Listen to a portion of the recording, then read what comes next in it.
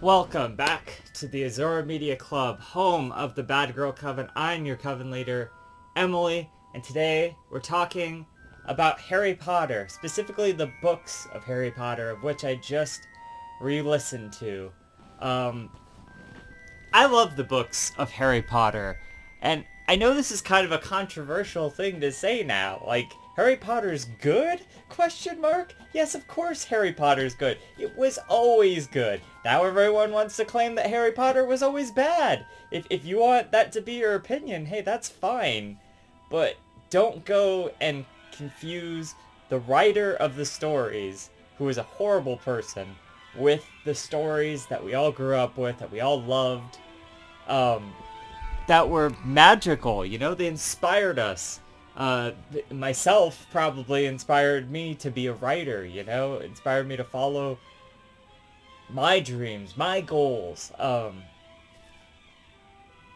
They were a staple part of my childhood and the movies too. But I'm gonna talk about these on a separate occasion and review them individually to kind of get into the weeds of each story. I'm just going to kind of briefly overview. What we're doing here is we're going to rank the Harry Potter books um, by my opinion. You know, obviously this isn't like fact. These is the best to worst Harry Potter, but this is my opinion of the best to worst Harry Potter.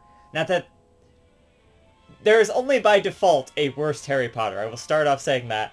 I love each and every Harry Potter book, and they are all good. And even the one that I'm going to put at number 7 is still a great book, and I think it's actually pretty underrated, in my opinion. There's like half of it that's like not as good, and we'll talk about that, but like still, even the other half is great, and I like a lot of it. So there is no bad Harry Potter book, in my opinion. You know, I love them all, and they're really fun to re-listen to. I have all the audiobooks. I don't have the like physical audiobooks, but I have the downloaded files of the audiobooks, which is great. And they're always a good listen, you know. That and like Series of Unfortunate Events was another big one from my childhood. Tim Curry narrates some of those in later books, so that's really fun. Um, oh my god, the music is so nostalgic too. But obviously this is from the movies, which also I was a big fan of. This guy here I've had since I was a kid. I mean, I had like most of these, you know, since then, but this one specifically is one that I rewatched so many times as a kid. Freaking love it. I remember seeing the movie in theater. We watched all of the movies in theaters, and I'll talk about those later, but you know, I remember my first experience with Harry Potter was right around the time when it came out. I was read to the first book in daycare, or like a might have been preschool. It could have been preschool. That's too early, because I would have been like, or that's too late. I was like let's see, like what? When did this come out? 97 or 98? Would have been like, well, I would have been like 5 or 6. Yeah, I guess it could have been preschool. Does that make sense? 97? Yeah, okay. So, pretty early on, either like preschool, kindergarten, something like that. I don't know. Anyway, we read this book, and I just remember it being really cool and magical, and, you know, I could always picture it in my head and stuff, and that was always a lot of fun. Um, so, very inspiring to me. One of, like, the original books that I really enjoyed, you know, along with like Chronicles of Narnia and a couple others like that. But and I, you know, these are my like original copies here of these books. Like I reread them and read them a lot as a kid, especially when they'd make you like read a book for like school or something, that they'd like just let you choose whatever book it was. Like that in its own right, I would usually choose like Harry Potter or something that was fun to kind of you know, go along. So yeah, I love Harry Potter. It was a big part of my childhood. Let's talk about the elephant in the room quick. I don't want to spend too much time on this, but I think there's a lot of merit to the fact, and you can believe whatever you want. If you want to hate J.K. Rowling now, I I mean, I don't like to hate any one person, but if any one person is worth hating, it might be her. I hate where she's gone. I'm not angry, I'm just disappointed with her. You know what I mean? Like, she used to be such a cool person, and now she's an asshole and a bigot, you know, and a turf and all of that, and it's really disappointing to see where she's gone. And there was a little bit of like stuff like that in a couple of the later books, like a few little things that are like very subtle. A lot of people like to attack her because they're like, she put all these stereotypes in there or something, like the goblins are supposed to be like Jewish, I guess. I don't know. None of that really comes forward to me. I don't really pay attention. That's not something I'm getting every time I'm reading these books. J.K. Rowling is a person, okay? And she's a bad person? Great, you know, whatever. That's my opinion. She still wrote amazing books. Divided from her, which I guess a lot of people have a really hard time doing, but I don't know how I could live with myself if I couldn't divide Harry Potter from J.K. Rowling, because I still fucking love these books. They are so good. You know, they are such premium examples of good writing. And some of it's really stupid and bad. They're not all good, and there's not every bit of them aren't good. There's a lot of bits where she kind of rambles a lot, but they still, you know, give me this magical sense, and it's not just nostalgia.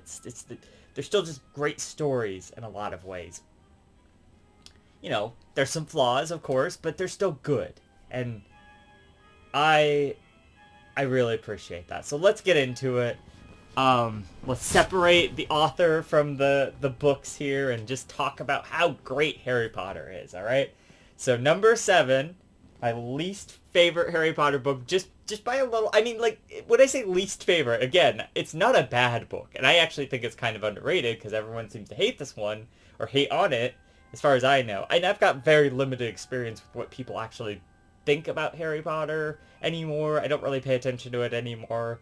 I used to a lot back in the day. I mean, I read every book, like, when it came out, specifically after, you know, and specifically I did read this one when it came out. I remember reading it. And so my number 7 choice is Harry Potter and the Half-Blood Prince. So this one here, I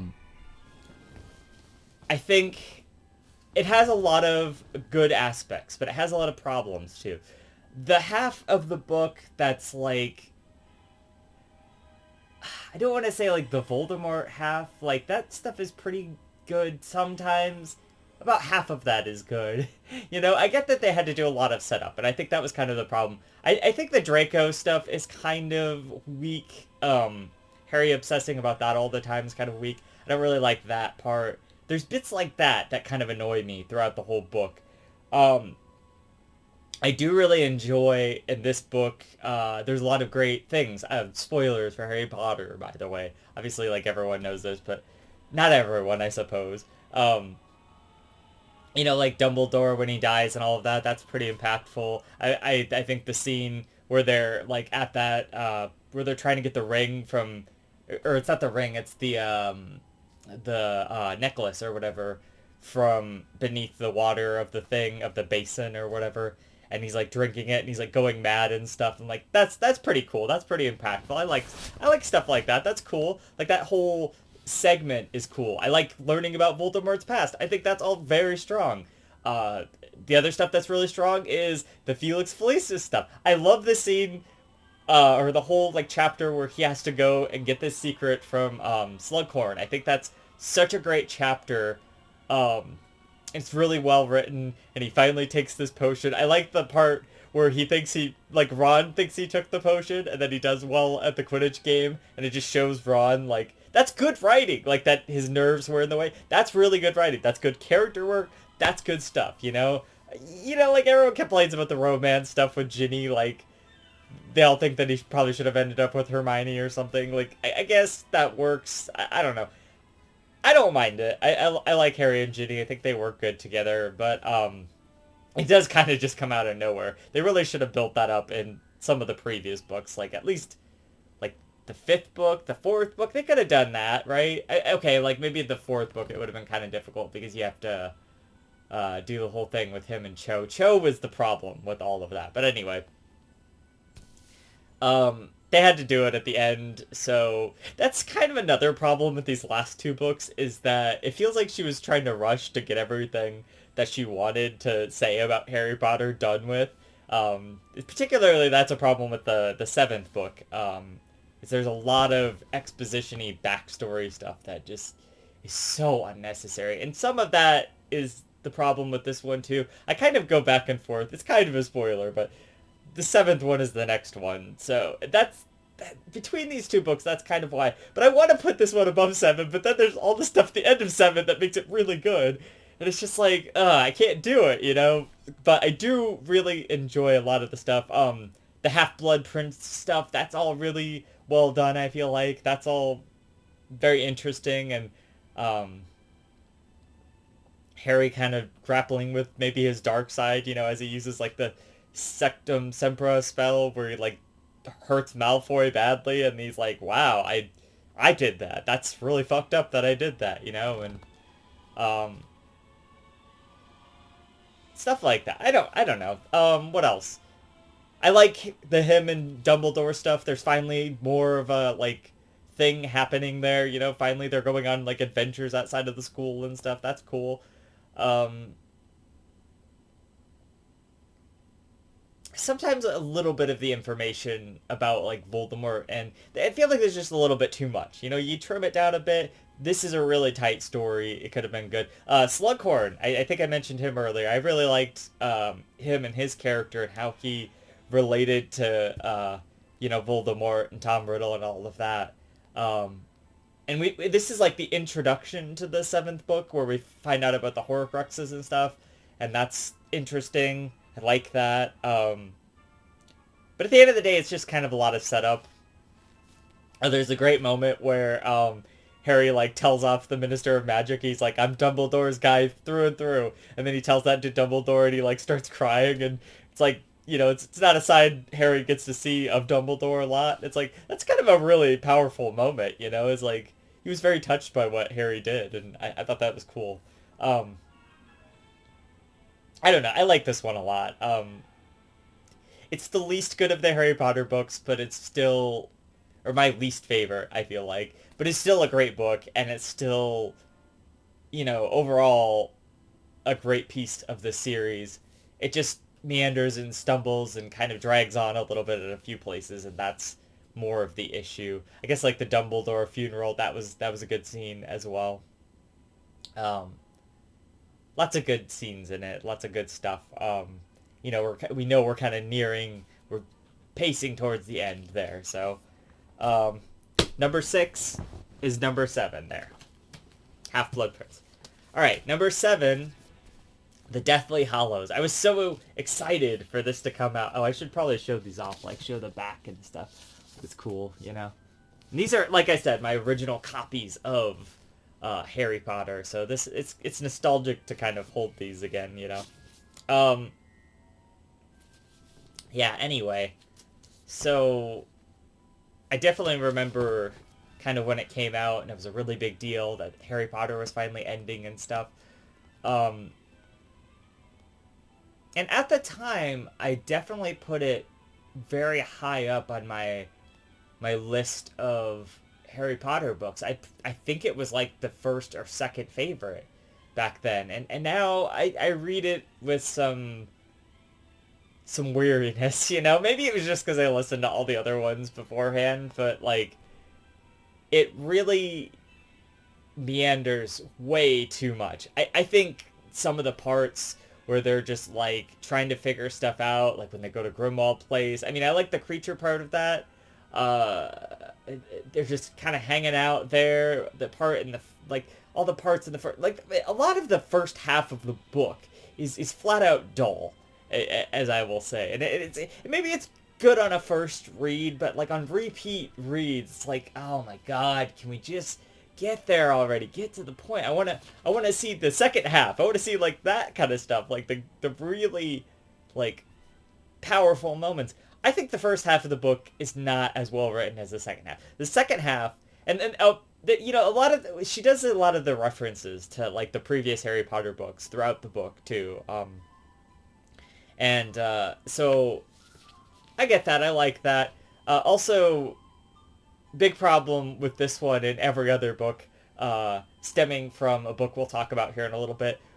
What's with, like, the time turner thing? You know, like, they never mention it again after the third book. She wrote herself into a corner with that one, and she's just like, oh, shit. Like, it's heavily regulated by the Ministry of Magic, and that's everyone's excuse now. But they literally broke into Dolores Umbridge's office in this book, which is actually a pretty good part of the first half of the book.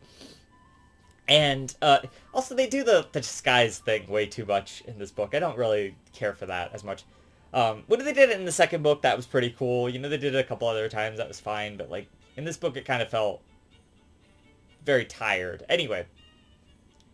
So, yeah, they literally broke into Dolores Umbridge's office, who I think at the time was... Was she the Minister of Magic, or...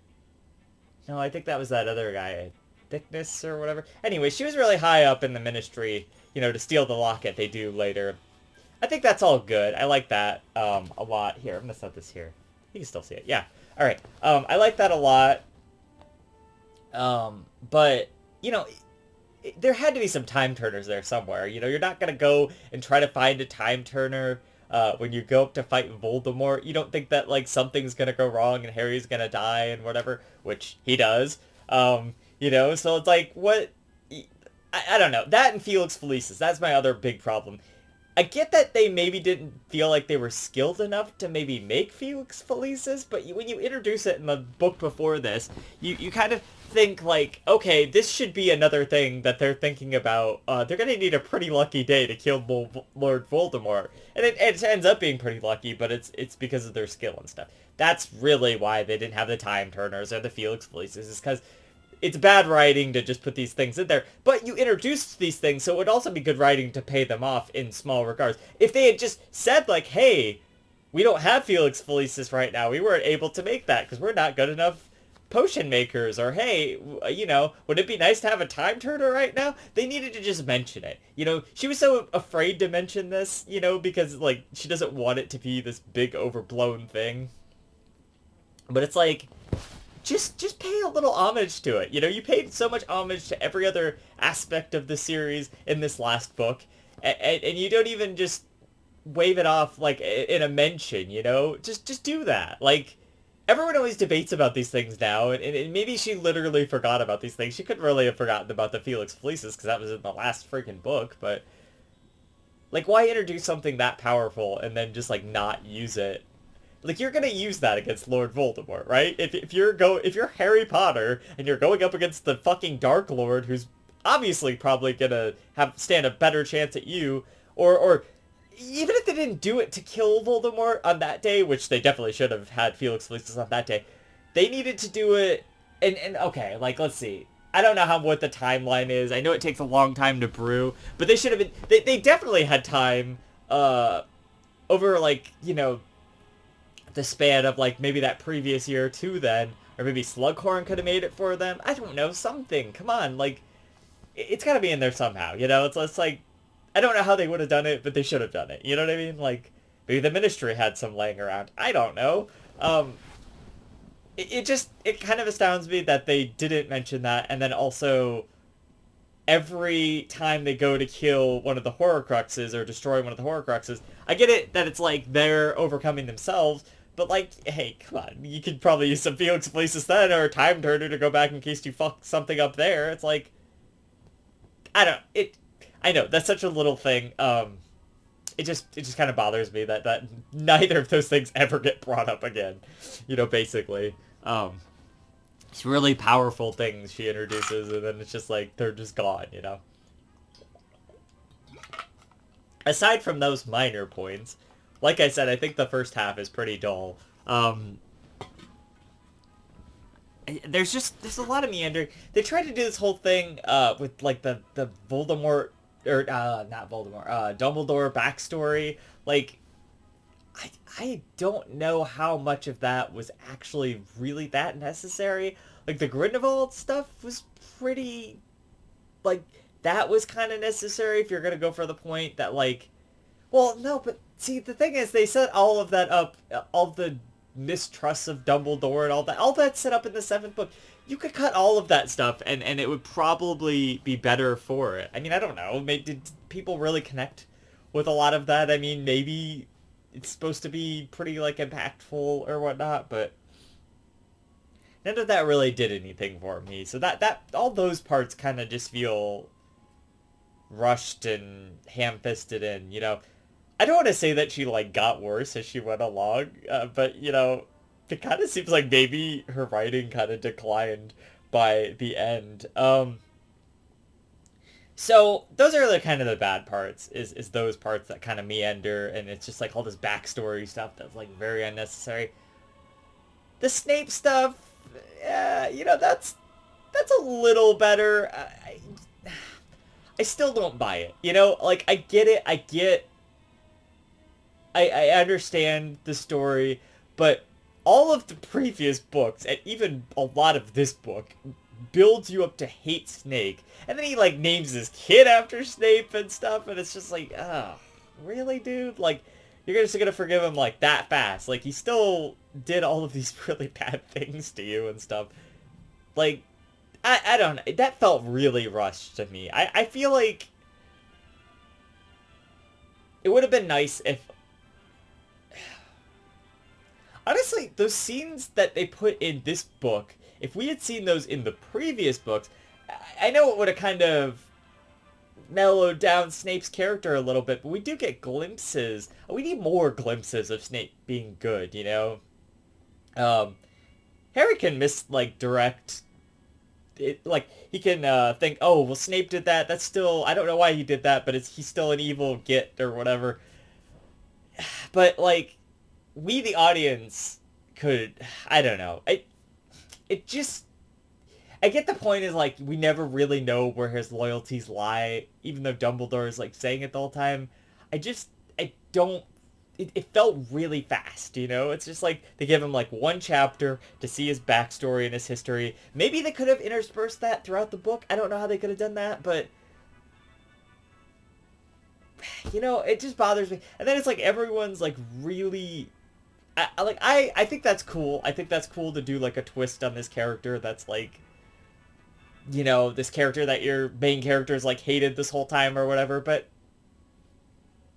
like, it just is, it's too fast, you know? Everyone now, like, really is, like, connects with that. Like, they're emotional about it and stuff. And it's like, when I hear this book again, after not having heard it for, I don't know, at least a few years, it just, it doesn't stick with me. I like the Snape stuff, but it's just,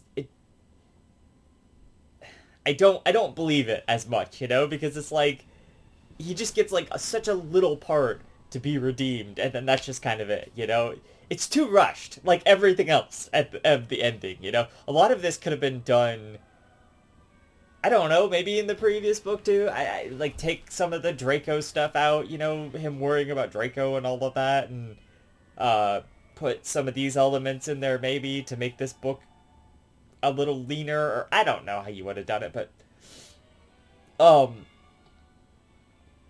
yeah, so, but here's the things that I really like about number 7 is the ending stuff. As soon as he gets back to Hogwarts and stuff and all of that, and everyone, like, is, you know, believes in him, they're all standing with him to fight Voldemort. All of the ending is great. It's the battle against Voldemort, the battle for Hogwarts, him searching for the diadem I thought was cool. Then he finally realizes, oh, hey, I saw that the other year. The part with, like, the room of requirements, and he's fighting, like, Crabbe and Goyle and Malfoy. I thought that was pretty cool.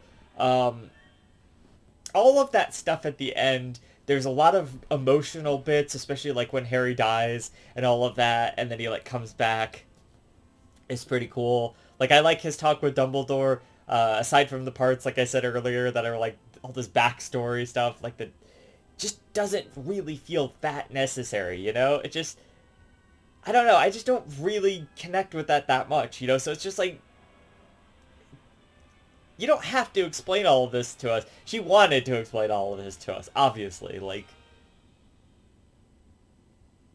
And then she says all this stuff later, like, oh, I wanted Dumbledore to be gay. Well, just make him gay then. Why didn't you just... I know it was 2007 and it's like a little less accepted or whatever, but it's like, dude, if Dumbledore was supposed to be gay, just make him gay in the last book if you're going to do all this Grindelwald stuff. Just say that they were together, and then that's it. And that's all you have to do, you know? Just make some offhand mention of it, and then it's like, oh, okay, cool, he was gay. You know, like, just do that.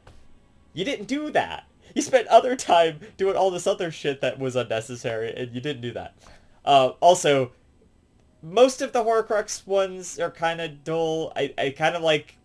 I like when Ron has to face himself or his fears or whatever on that first one there. But, like, just them trying to think and trying to process how do we get to these Horcruxes, like, where are they at? Some of that stuff is kind of dull, you know? Like, in previous books, it made sense because it was interspersed with other things happening, and it, like... Here it's literally just, like, we're stuck until we figure that out, because there is no school going on or anything else. It's just, like, there's moments, like, where they're just kind of hanging out, you know? He just, like, finds the sword of Gryffindor randomly in a lake. I guess, is it, like, Snape who put it there? I guess that's the connection or something. I don't know. It's weird, because it's, like... Because he, like, sees the dough or whatever, so... So Snape was helping him there, too? See, stuff like that doesn't really get explained that well. It's like, you have to put those pieces together yourself. That's fine. I mean, I'm grateful to do that. You know, I'm glad. I'm smart. I can put these pieces together, but... It shouldn't be a theory. It should be there in the book, too, you know? It's just like, I don't know. It doesn't do as much for it. Anyway, the great parts are the part at the end. The Gringotts break-in, that's kind of okay. Like, it's still less good. It's probably one of the better parts of the beginning part. But, like... Yeah, so when he goes back to Hogwarts and all that, that's great. All the battles there, all of the tension, all of the emotion there is really good. You get to see all these characters that you love throughout, you know, the Harry Potter books back again. A lot of them die.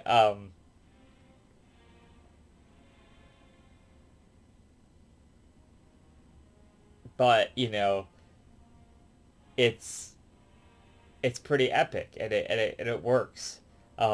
Even some of the oh, okay, like, I guess some of the searching there in the castle, some of that is like some of that stuff where it's like, oh, we have to figure out what to do. We're just standing around kind of thing. There's some of that in there too, but you know, mostly it's not that intrusive at the end there. And I like how Harry has to realize that he has to die, and then he, like, just accepts that and he goes in there. It's bravery, you know? It's great. It's powerful. It's emotional. The ending's great. The beginning part, not so much. The part where he's leaving the Dursleys and stuff, that's kind of cool. The part with Dudley was kind of nice, I guess. Like, it kind of came out of nowhere, but I guess he did really appreciate the Dementor save from before, that kind of stuff.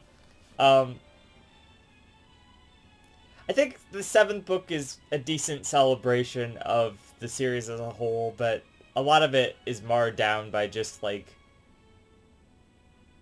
stuff that isn't really necessarily all that interesting, you know? So yeah. I like the part where Neville, like, slices the snake's head off. I thought that was cool. That's always a scene that, like, sticks in my head from, like, the ending of this book, you know, for sure. Or especially from the movie, I guess. Like, it's the only movie I don't have actually on physical movie, but, you know, I have a file of it, so it's fine. That's always a great thing. You know, I like Neville as a character, too, you know, because he's like Harry, but he wasn't the one that was chosen, so, like, but he's still, like, tries to be brave, and by the end he really was brave, and he did a good job at that, and all of that. And of course the Deathly Hallows themselves are kind of a cool idea. And I like the whole thing where Dumbledore and Harry are talking about it, and it's like Harry was the perfect one to use it for like all of these reasons. Dumbledore would have used them selfishly and all of that. I think all of that works pretty well, That's all pretty believable. That's all well done, like with your hero's journey and all of that. So, yeah. I like the seventh book. I know I've complained a lot, but there's still a lot to like about it. There's still a lot of great parts to it. It just doesn't really resonate with me as much as some of the earlier books there. Yeah, so I wanted to mention about number 6. I forgot. Um, Something else I like about number 6 is that it's kind of just a normal year after like all this shit that happens in 5 with like Umbridge and all of that, and then like you had like the Goblet of Fire like the previous year, even the Sirius Black stuff in Azkaban, Prisoner Azkaban, kind of made that less of a normal year. I know there was like the Chamber of Secrets and like the Sorcerer's Stone. I don't know, I just feel like at least the 5th year doesn't really feel like that much of a normal year. I mean, maybe by Harry Potter standards, but you know, it felt like there's not like this big threat coming after them, which is interesting. Like I feel like maybe the first one is the only other one where it's not like there's some kind of threat looming over them the whole time, um like there is Voldemort and Snape and stuff that they think, but like it's not at the forefront of the story the whole time, I mean, it is kind of, but they get to just be kids and have a year of school too. That's kind of what I liked about 6. There was you know,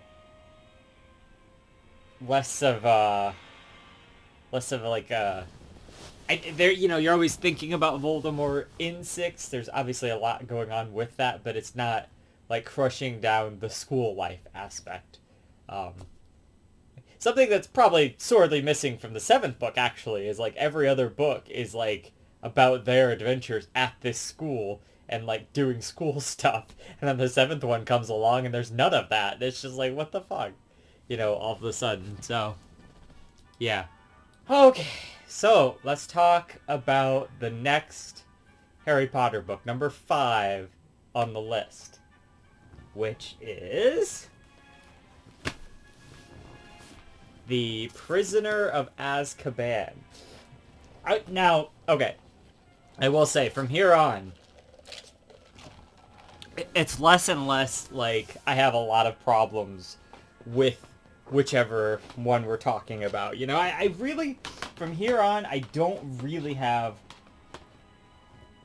a ton of problems with any of these books specifically. I just prefer certain ones over another. And it's actually a kind of a hard choice, too. I was just thinking about this earlier, and I'm like, I don't really, I mean, there's just some that are, like, have more, well, I guess better moments that I just like more, on a personal level or whatever. So, Prisoner of Azkaban, I feel like it's a good book because it has a lot of the sort of, you get to find out about like his father's friend group and all of that, with like Sirius Black, and I like a lot of that. I like how Harry's like kind of growing up a little bit. He's becoming more of a teenager. You have the nice, like the whole funny thing with the night bus, like, what you fell over for? Didn't mean to, that kind of stuff. That's all great. The Dementors and the Patronus and stuff. That's iconic fucking Harry Potter shit right there. Lupin, who's a great fucking character. The Shrieking Shack, Hogsmeade, all of that stuff is in the 3rd story there. It's great. He gets his firebolt right at the end, isn't that? Or like somewhere in the middle. I think in the movie he gets it at the end or something. I don't know. Anyway, um, that's cool. That's iconic. Uh, so many great just moments in the third book. Uh, it just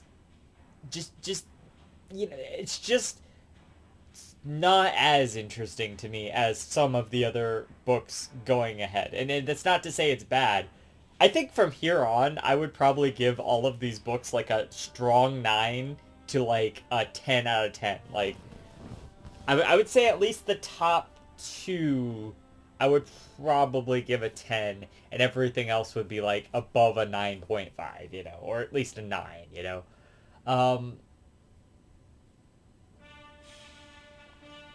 there's not as much filler and meander, in all of these 5 books uh, that we're going to be talking about here.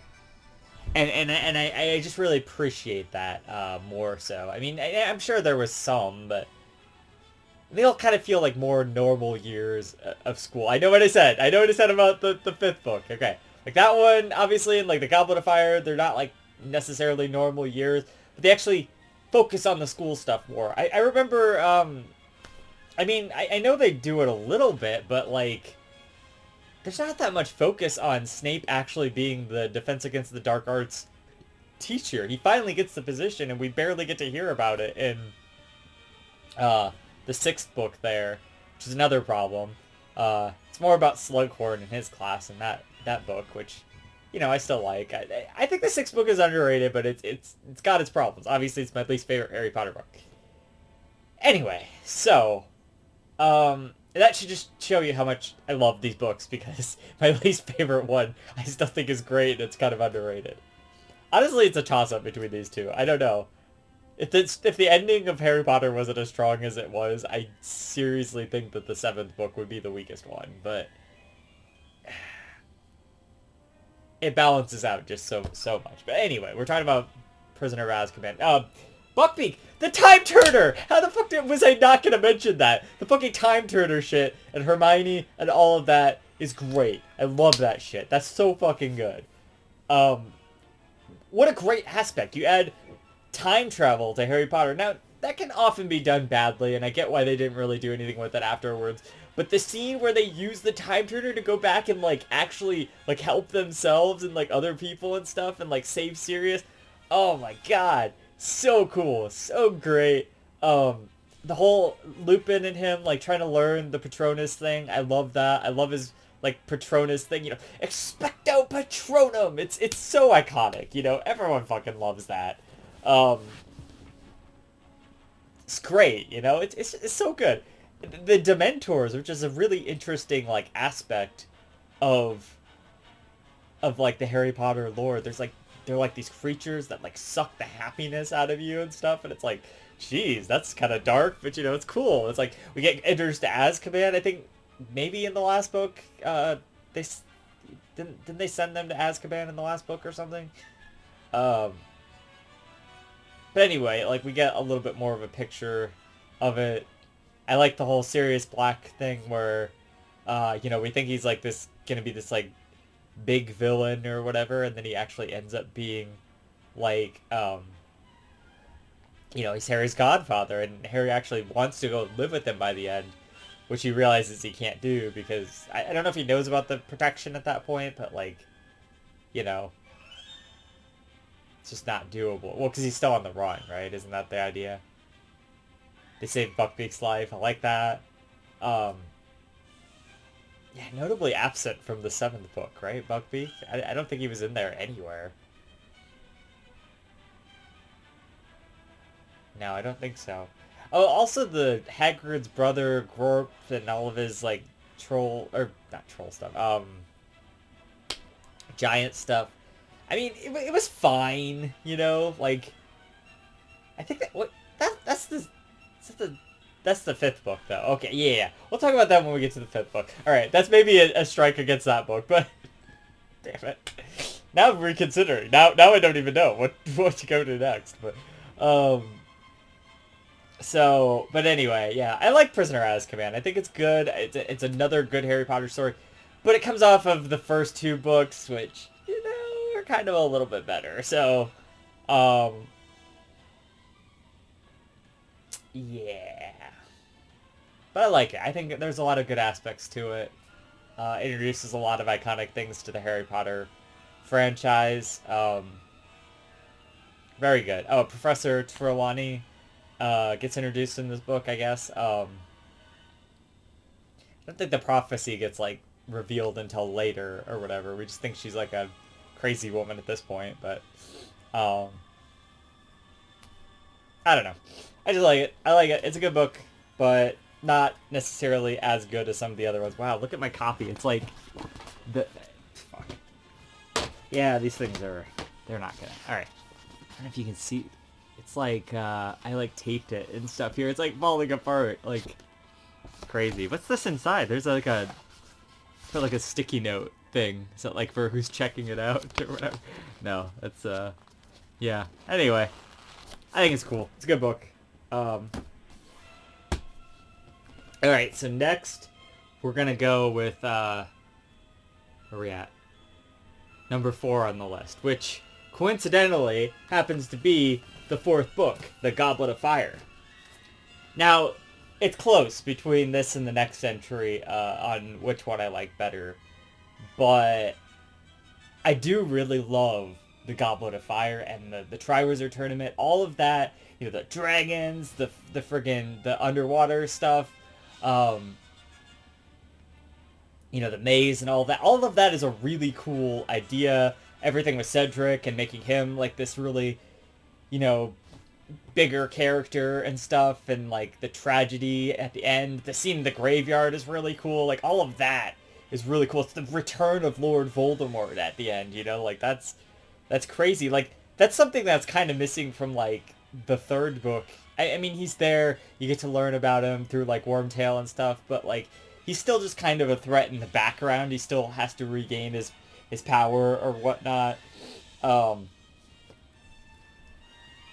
But yeah, so, and then there's like the Goblet of Fire. You get to put your name in, but like if you're not old enough, you can't. And then like Harry Potter's name gets called as like the 4th, Triwizard Tournament, which doesn't make any sense because it's called the Triwizard Tournament. But anyway, and just the challenges and him trying to figure those out is really good, and all of the aspects there. The Yule Ball where he has to like ask a girl out, and that's like a big thing for him. This is like where he kind of starts to get a crush for Cho Chang, or maybe that was the last book. I don't really remember, but this is where it starts to become like a bigger thing. I like in number 5 where it's just like they just realize they go on a date and stuff. They're actually together for a little bit. They just realize, yeah, it's not gonna work. God, this music is so fucking good.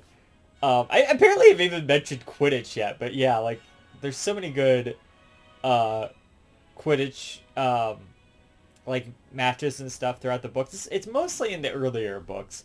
It is a big part of like the 5th and the 6th book. The 6th one, especially with like Ron and all of that, but like the 5th book too. It's kind of a part of. Anyway,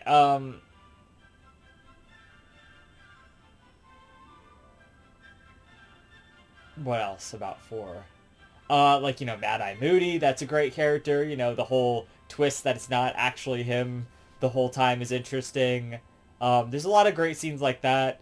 There's that scene where he's, like, sneaking through the corridors of the castle or whatever, and, like, Moody can see him under the invisibility cloak, but... Oh, right, it's because he thinks he sees, like, Barty Crouch in the in Snape's office, because he is there, but it's Barty Crouch Jr. who's pretending, who's got the polyjuice, and he's being, Mad-Eye for this specific book or whatever, which is interesting. Like that twist is cool. Seeing some of the stuff in the past with the Ministry, like kind of getting the Death Eater sort of thing, learning about that a little bit more with the Dark Mark and all of that. the Quidditch World Cup. That's cool. You know, that's a really interesting thing. I can't remember if it's this one or the last one. I think it was this one where like Mr. Weasley like crashes into the Dursleys' living room to come pick up Harry or whatever, which is pretty crazy. Uh, yeah, because then I think in the next book, in number 5 there, they they come and get him again, or maybe that was this book when he crashes, and then that book when they come and get him again. Anyway, you know, good stuff there. Um, yeah, I just like a lot of the aspects of number 4. The whole Triwizard Tournament thing is just really cool to see, and I love that. And I love that we get to see like students from other wizarding schools. They introduce like there's more wizarding schools out there. That's a cool concept, kind of expanding your world and whatnot. That's neat. Like all these like several of these first, I think like the first 5 books are like really well done. I feel like she floundered a little bit at the end there, you know, with 6 and 7. It's hard to it's hard for me to say that because I used to really love 7 so much as a kid, but like, oh man, just not as good as these earlier books, I swear. So, yeah, I don't know. I just like the 4th book a lot. Not quite as much as these 3 over here, but I do like it a lot. And yeah, it's a good book. So number 3, which is book number 5. So, okay. Book number 5, The Order of the Phoenix. I like this one a lot. There's a lot of things, some things that are immediately like kind of snapping to my head. Dumbledore's Army, I really like that. I fucking Umbridge is like the worst villain in all of these things. I know there's Voldemort, but like she directly like impacts Harry's life at school so much worse than Voldemort like ever has. Like she's so evil and she's so evilly written. This is actually who J.K. Rowling has kind of become, is like this Umbridge character. But seriously, she is like the worst. She's the fucking worst. She has him like go to detention like all the time and then like scrawls like on a piece of paper like with a special pen and it like goes into his like hand. It's like, I must not tell lies, and it's like, oh. And then at the end, like when, you know, they take her to the forest and they finally get like the jump on her with like the troll or the giant, and then like the centaurs and all that. And he's like, she's like, tell them, Harry, tell them how I'm a good person and a good professor and whatever. And he's like, sorry, I must not tell lies. And it's like, oh, fuck you, bitch, burn. That's such an epic moment. So fucking good. Oh my god. Fantastic. Love it. Love it. So good. The OWLs, you know, like that's a whole aspect of number 5 there that I really like. The whole Order of the Phoenix thing is pretty cool. It's like this group trying to take down Dumbledore. I mean, Dumbledore. Followed by Dumbledore to take down Voldemort. Now that he's come back, there's like this whole aspect. The Ministry, it's like a conspiracy. The Ministry is like trying to cover up that Voldemort is back, or like they don't believe it or whatever. The whole fight in the Department of Mysteries, like the prophecy and all of that. I mean, you know, prophecies, whatever, but like it's done well, and I like that. I think that's cool. Best aspect of number 5, seriously. My favorite part, Luna fucking Lovegood. My favorite Harry Potter character. I love her so much. She's awesome. The actress who plays her in the movies is awesome. I fucking love Luna Lovegood. She's so good. She's seriously the best. Like, she says all these like wacky things, and she's just not afraid to be herself. And like Harry actually kind of learns a lot from her. First he thinks she's kind of weird, and then by the end, he accepts her as a friend, and it's like, oh, this is nice. There's a lot of good heartfelt moments with Luna throughout, and you know the fact that I love that part where is that number 7 or number 6. One of those two, um, they like need something like I don't remember. He's talking about like how the coins they have these like little coins for Dumbledore's army, and like Neville and Luna and like I think that's it. They're the only ones who like get the message through the coins or whatever, and it's like because they wanted to see Dumbledore's army the most. I think that was number 6. It was in the 6th book, and it's like, ah, it's sweet, you know. There's so many good emotional things. Dumbledore's army is such a great aspect to it, and it actually like comes up in the end in number 7, and that's such a great part of that. It's like how Neville and Luna are like so gung-ho to like get this Dumbledore's army thing. They even yell, I think, was it Neville at one point yells like about Dumbledore's army to Voldemort. He's like trying to make him a Death Eater or something, and he's like, I would never ever fucking do that. I would rather soon rather die or something like that. And he like yells at him about Dumbledore's army, and it's just so great. I love Dumbledore's army, like the DA and stuff. I love that they're like sneaking off under Umbridge's nose to like go practice the magic in the room of requirements, which is a great area. I mean, that's such a cool fucking aspect. I think that gets introduced in this book, right? The room of requirements, which is such a cool room. It's such a cool idea. I love that. I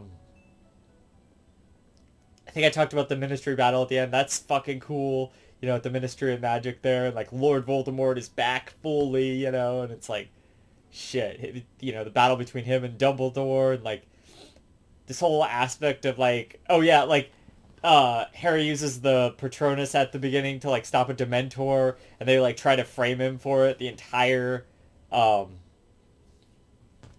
and it's like this whole conspiracy to get him to um, basically not be able to use magic and that kind of thing, get him taken out of the way, and you know, it's like and the Umbridge stuff, like the whole time you're just like, you know, this lady is so evil. She's worse than Voldemort in some regards.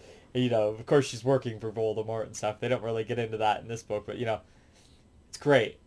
Um, the Fred and George stuff I like a lot.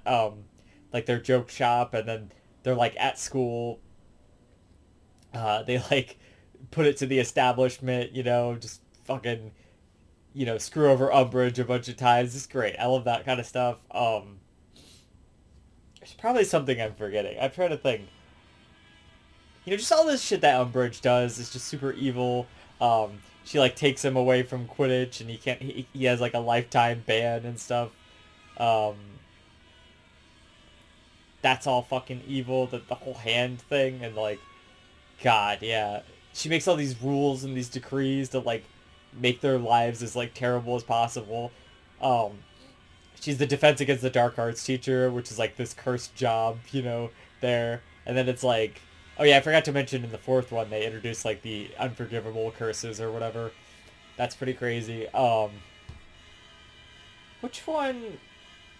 Is this the one that introduces Bellatrix Lestrange? Because that's, I think this is the one, right? Because then she's at, yeah, because then she's at the Ministry. You know, like Sirius's death. That's pretty crazy. Yeah. I surprisingly, it was just on this like re-listen. I've always kind of liked this book, but you know, it kind of made me realize like, wow, this is great. This is like one of my more favorite Harry Potter books. Yeah, like I said, like the giant stuff like is a little whatever with Hagrid and all of that. That kind of slows down the book a bit, but there's a lot of tension in this one too because of the rules, because of Umbridge, who's just so bad. You know, she's so evil, and like the OWLs, they're under all this pressure to like study the entire time and stuff. It's just crazy. It's like I just like I like all of that. You know, in the Order of the Phoenix, like I said, Dumbledore's Army, Luna, Lovegood. I can't put that one out there enough. Oh, the Thestral thing, which.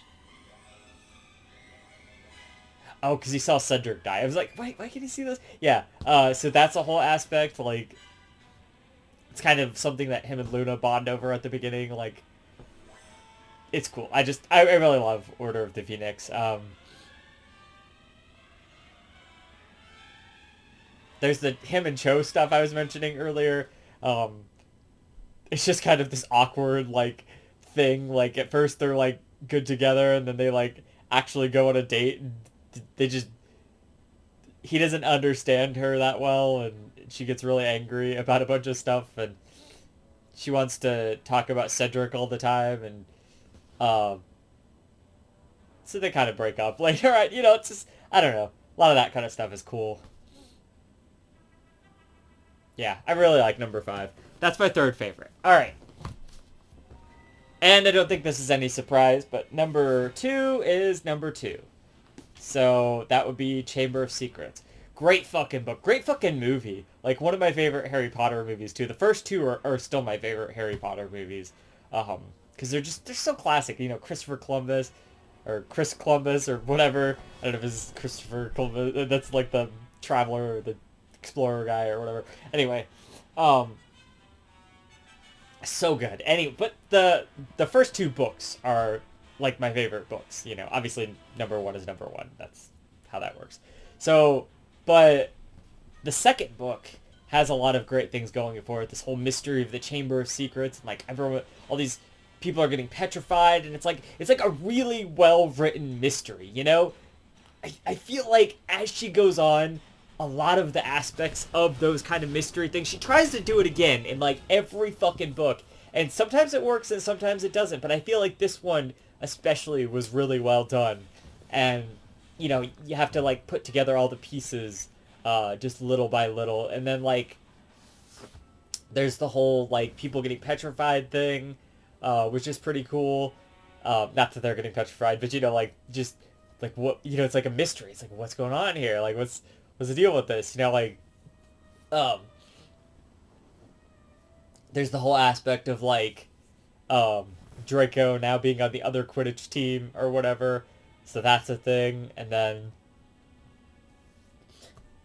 oh, fucking Lockhart, like he's the worst. Like, you know, the whole Defense Against the Dark Arts teacher thing, it's like a cursed position of a job, but like he's so smug, and you feel bad for him because like later on, if you like know the later books, he loses all of his memories at the end of this book because of a backfired curse or whatever.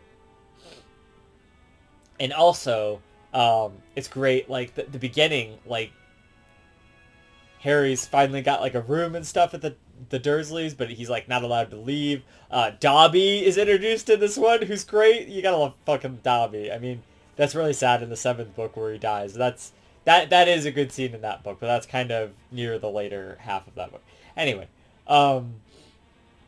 Dobby's great. You know, he tries to stop Harry Potter from going back to Hogwarts because he knows like about Lucius Malfoy is going to try to open the Chamber of Secrets through Tom Riddle's diary, which is like the first Horcrux, you know? That's fucking awesome. The whole thing down in the Chamber of Secrets with him fighting the snake, and he's got like the sword of Gryffindor that he like pulls from the hat. It's all so iconic. That stuff's classic. The fucking Chamber of Secrets video game, which is like the best Harry Potter game practically. So much fun. The giant spider, you know, Aragog stuff in the Forbidden Forest there. That's all really cool. The, like, flying car.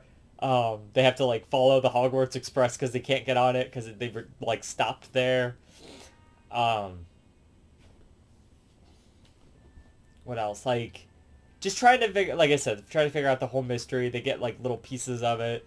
Like the parcel tongue, and, like, everyone thinks he's the heir of Slytherin or whatever. Moaning Myrtle, I think she's introduced in this one. The Polyjuice Potion is a cool concept, you know, trying to get the information out of Draco Malfoy there and all that.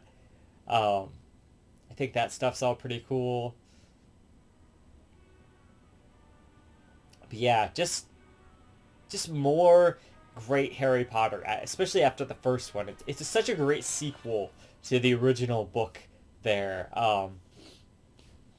I think she really knocked it out of the park like a second time, you know, and it's still when he's like younger Harry Potter, so it's you still feel like some of the danger, not that he's not in danger later, but like he's not as experienced yet, you know, he's still taking this on with relatively like very little experience, with magic and stuff. So, um, pretty crazy that he even gets through this. Yeah. I just really like Chamber of Secrets. Fox the Phoenix. That's great. Is that really what they thought the Sword of Gryffindor was going to look like? I mean, I like the one in the movie, because it really, definitely, it's like this epic looking sword, I love that. So, um, yeah, it's great. I love the second one. It's such a great follow-up to the first one, such a great adventure. It's like their second year at Hogwarts. You're just ready to go back, because the first one was so magical.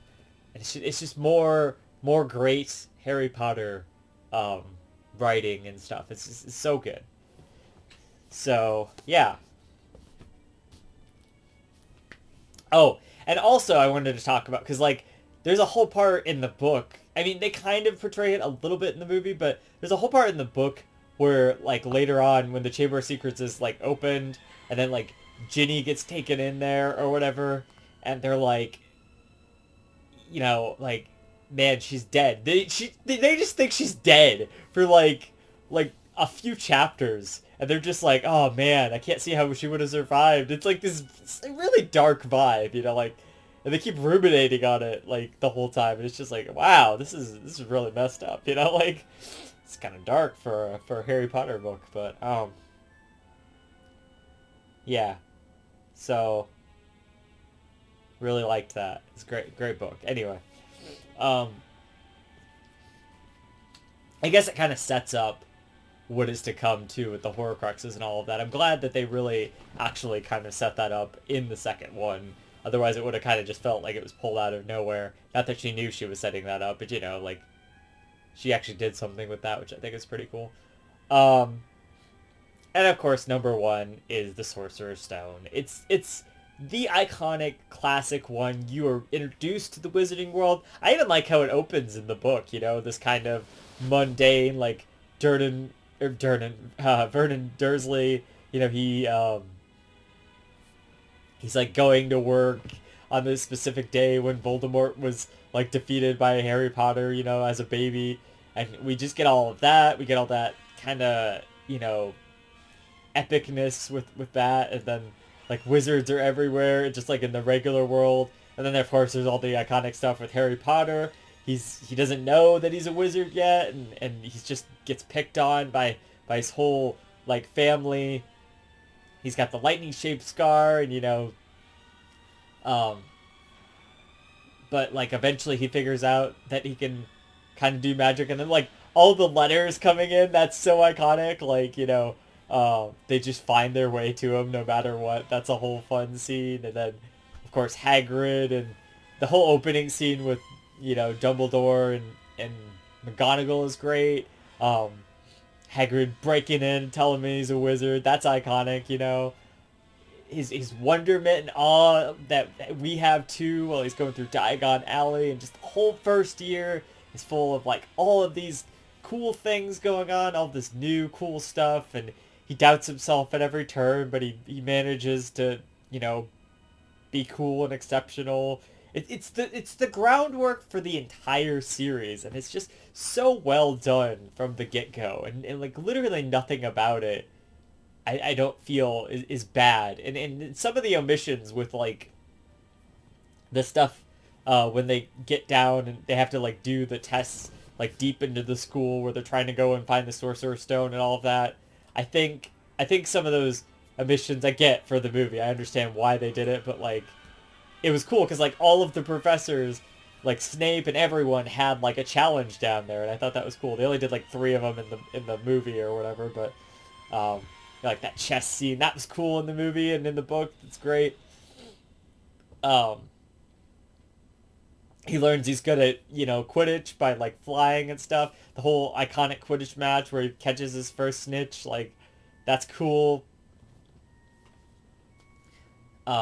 Everything. Just, like, it's being here in this world, him getting sorted into the house, and everything about this book is just so great. Actually, Peeves even, like, gets, you know, shafted from like every movie, but like he's really a big like aspect to the books, you know, and I think that's cool. Yeah, Hedwig. I'm looking at this picture over here of the soundtrack playing. Yeah, Hedwig. That's iconic as fuck, you know. Um, it's really sad when she gets killed, I guess, in the seventh one. Um, what else? You know, he meets all of his friends, Ron and Hermione there, and uh, the invisibility cloak, you know, stuff like that.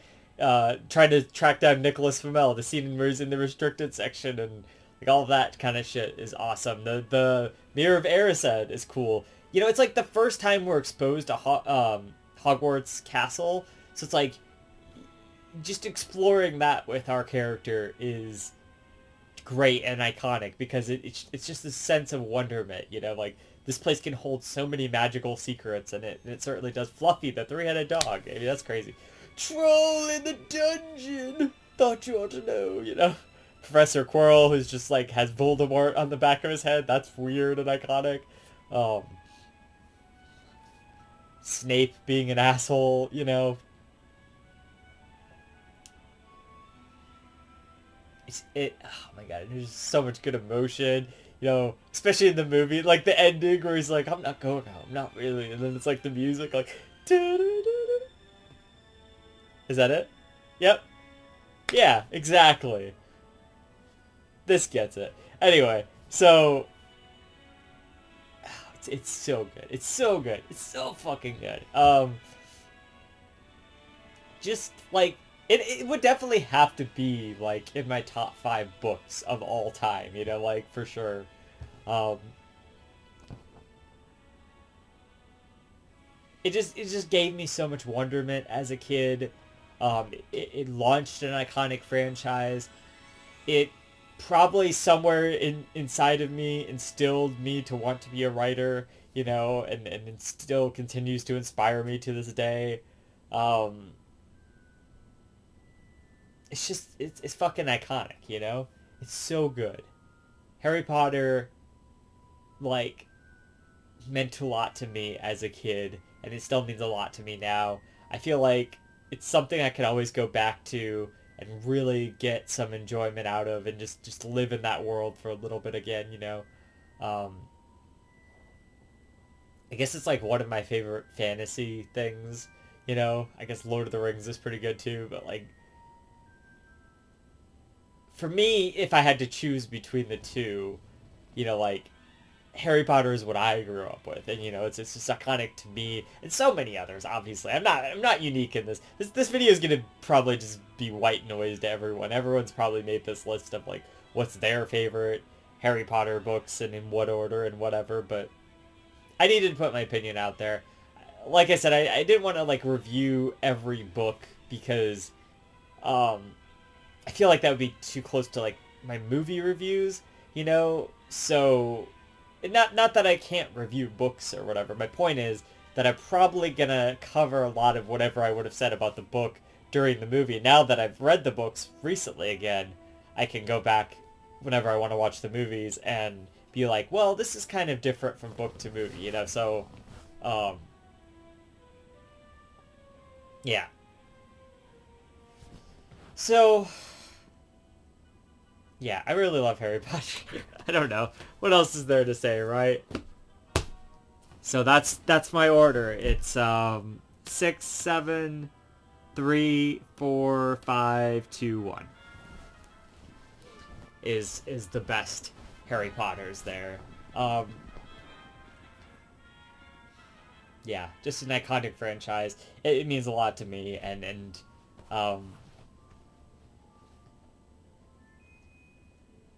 I'm glad it's. I mean, I know they're still trying to rip anything they can, make new stuff for this franchise, but I'm glad it kind of had a definitive ending. Uh, this is Harry Potter to me, and anything past this, I really don't care. You know, I don't count any of that as even like canon to me. You know, to me this is my canon right here, and growing up with it, just it meant a lot to me. So, um, yeah, I feel like it's gonna be an enduring franchise too. Like one that's kind of like a timeless. Like I don't think it'll really fall into obscurity at any point. Maybe like way down the line, but like I feel like it's gonna kind of be the enduring classics of at least like the 100, like a century there. It's the best books in a century. The youngest secret in a century. Anyway, um, that's it really. There's not much else to say about it. It's an amazing franchise. I love it. One of my favorite franchises. And I'm really glad I went back through it. Oh, look at that. That's funny. I remember the Harry Potter trading cards from back in the day. Um, yeah. Where was I at? The Sorting Hat. Okay. Cool. I'm going to keep that in there just because it's funny. Cool. Yeah, so Harry Potter. Great series. Iconic. Love it. 12 out of 10. You know, the last two books, they're lesser, but they're still good, and then everything else is like awesome. It's like amazing. So, until next time, maybe I'll talk about some more books at some point. This has been Emily, the Azura Media Club, home of the Bad Girl Coven. Stick around, subscribe to see more movies, books, and underrated stuff, and I'll see you in the next one. Never forget that magic comes from the heart. Emily